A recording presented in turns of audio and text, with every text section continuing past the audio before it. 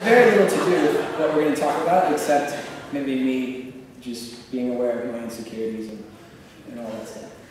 But, thank you guys. Is that a good introduction?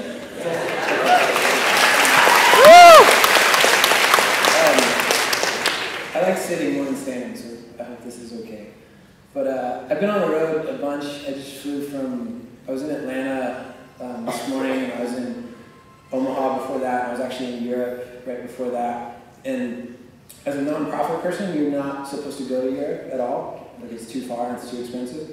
And so I felt like I was supposed to come up with this really clever, important thing that I was doing there. I was actually surfing in France. As a nonprofit person, you're not supposed to do. But I had a free place to stay and like a really sweet offer from a good friend. So if that makes you feel any better, that was my deal in France.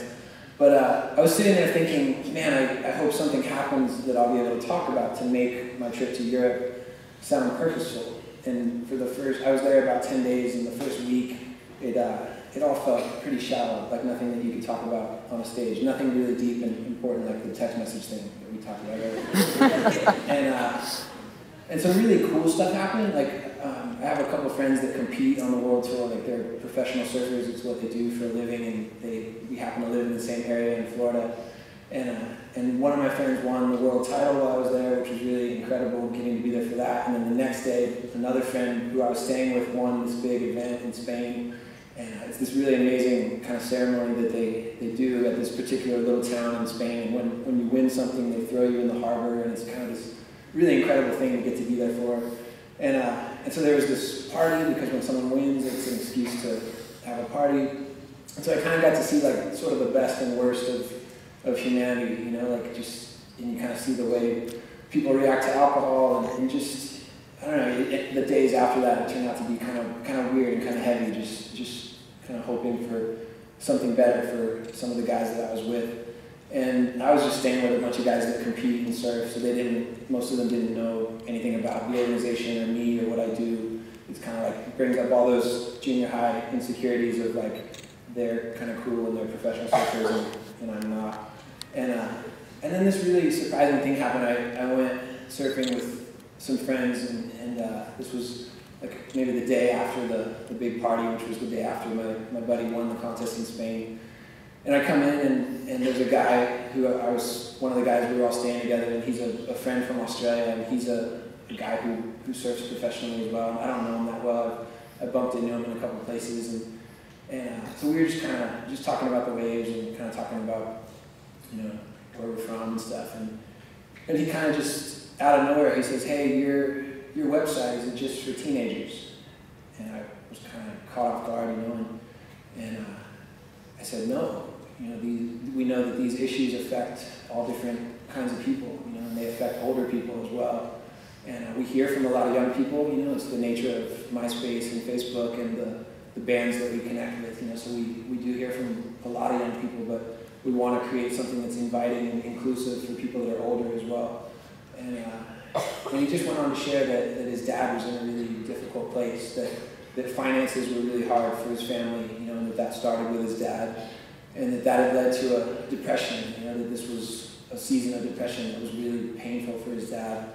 And that right before my friend left to come to Europe from Australia, that his dad had mentioned suicide. And you could just tell that my friend, that he really loved his dad and that he really wanted to help. And he was asking a lot of questions about the issues and also the help that exists in the face of those, you know, so what he was asking about depression, how do you know that it's depression, and suicide, when do you know if someone's serious about it, and what could he do to help. And he was talking about the way that his mom was responding and how that was different than the way that he was responding, and I really just felt for him, you know, and we kept talking, and I happen to know we actually invest in treatment every month in Australia, so we've gotten to know some people there that are basically part of solutions, providing solutions in Australia, and even this part of Australia where my friend is from.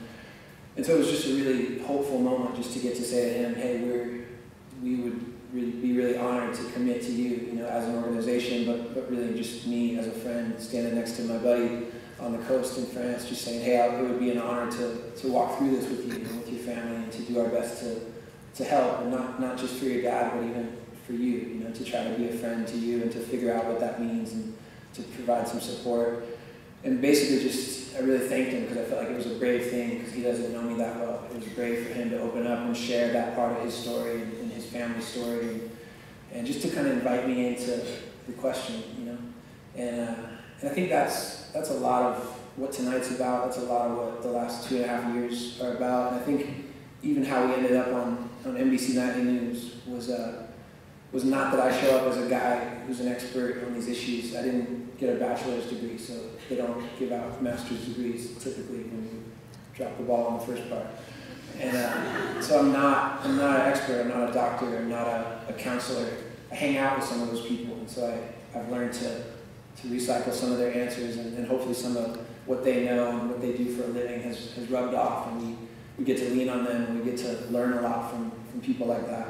But I think just want to be honest that I speak tonight primarily on behalf of the questions, and even maybe out of my own questions, just the sense that maybe we all live lives that are still resolving. Maybe everyone in this room can relate to pain, and everyone in this room can maybe relate to seasons that are really difficult and moments that we feel stuck in, and things that are just hard to understand and things that are hard to let go of.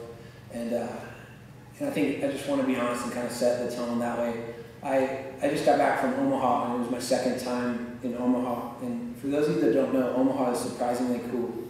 Has anyone been to Omaha? Yes. Are you from Omaha? Yes, no, I'm from Lincoln. Okay, sweet. They have a college there, right? She's excited. Yep. We'll talk later. But Omaha's really cool. And my first time there was last December. It's a lot warmer now than December. It's probably true here as well. But we were invited there. It was a really, really surprising invitation. It was a few days after the shooting, and I get confused, but basically the mall shooting there in Omaha. It's either the West Roads or the North Roads Mall there in Omaha. And there was a memorial concert that was put together. There was a band called Sick Puppies from Australia that we'd gotten to know a little bit and have some mutual friends. And basically they were invited to headline this free concert for basically their radio station in Omaha was putting on in response to what had happened, and basically to try to do something special for the young people in that community. And we were invited, or I was invited to speak that night before they went on. And so I think I knew that the answer was yes, that we had to go. And it was such an honor to get invited, but there was also a sense of what do you say, And just before I went on to speak, like basically just before they handed me the microphone, I met a girl on the side of the stage, and it turned out that she had lost her mother in the shooting. And I remember meeting her and just thinking, okay, whatever I'm about to say to this room, this girl is gonna hear it as well. And so basically whatever I'm gonna attempt to say that has to be true out here, it has to be true for her as well. And I think it really hit me, and I think we've learned, that's a really powerful example, but I think we've learned that a lot of times the answers that are presented in response to things that are really difficult, the answers can be really cheap, and the answers can be really small, and sometimes they do a lot more harm than good.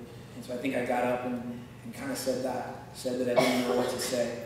And then I was invited back to Omaha a couple nights ago to lead a conversation about suffering. And it kind of felt the same way. I kind of felt that sense of, man, I'm not qualified to speak to this issue. I would have been honored to sit in a room and be led by the person that invited me with the people that he works with, but instead I was asked to stand up front and actually lead it, and kind of again just got up and said, man, this is beyond me. This is bigger than me.